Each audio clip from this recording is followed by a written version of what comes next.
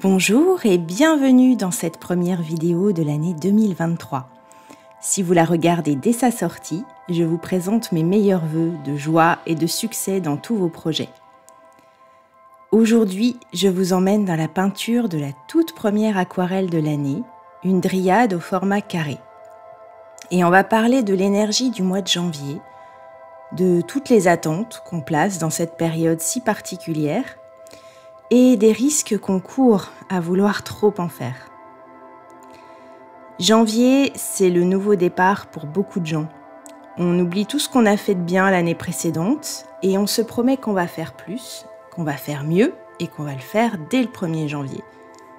Et c'est parti pour la vague des objectifs de l'année, des promesses de concilier le travail, la famille, le sport, la lecture, les projets créatifs, sans bien sûr oublier de faire des pauses, qu'on ne fera pas parce qu'on n'a pas le temps pour ça. C'est certain, cette année sera celle où l'on va tout déchirer. Une semaine plus tard, le quotidien a repris le contrôle, on se surprend à scroller sur son smartphone alors qu'on s'était juré de ne plus le faire. On zappe les séances de sport et bien entendu, on se sent coupable de ne pas avoir été à la hauteur, comme chaque année. Mais comment être à la hauteur d'objectifs qu'on n'a pas vraiment choisis ? La plupart de nos attentes correspondent à ce que la société nous rabâche. Perdre du poids, manger mieux, faire du sport régulièrement, occuper son temps libre à tout prix. En plein hiver, où la plupart des êtres vivants, faune ou flore, récupèrent leur force en dormant. Nous, on se flagelle pour être hyperactifs durant une période où les jours sont ultra courts, où on manque de lumière, où il fait froid et humide. Rien d'étonnant à ce qu'on soit en totale déprime dès le 3e lundi de janvier.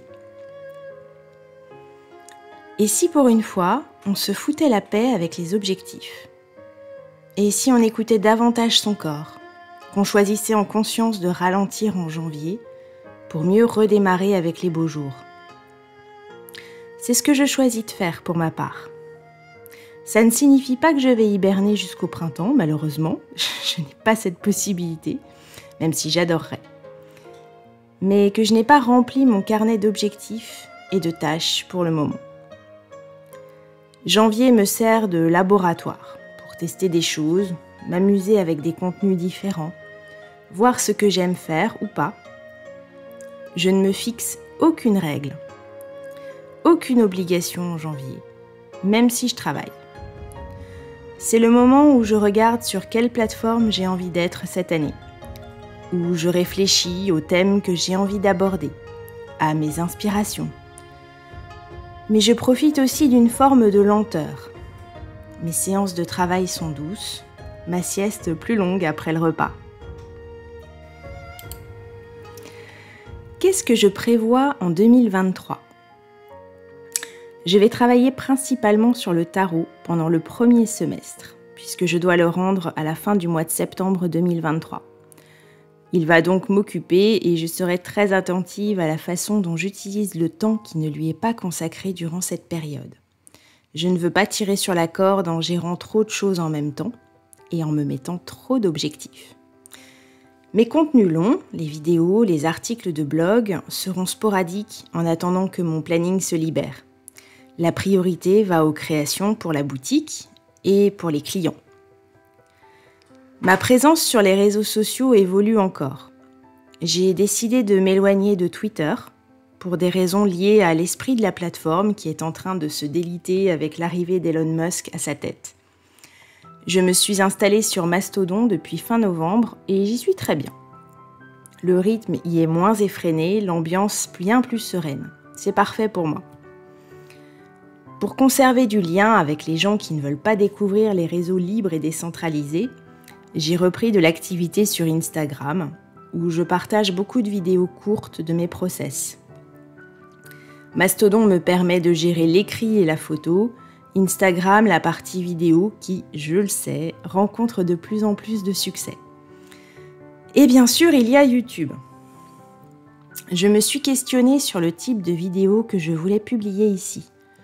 Contenu court ou contenu plus long ? Mes vidéos longues ne font pas beaucoup de vues. Alors je me posais la question de faire davantage de shorts. Mais à bien y réfléchir, je pense rester sur du format long ici. Ainsi, chacune de mes plateformes propose quelque chose de différent. De l'écrit sur Mastodon, de la vidéo courte sur Instagram et des vidéos longues sur YouTube.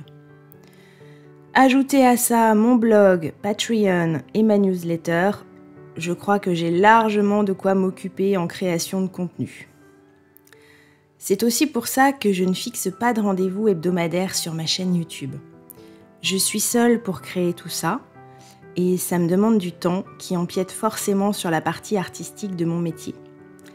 Je ne peux pas garantir une vidéo par semaine, mais je ferai de mon mieux pour être active ici.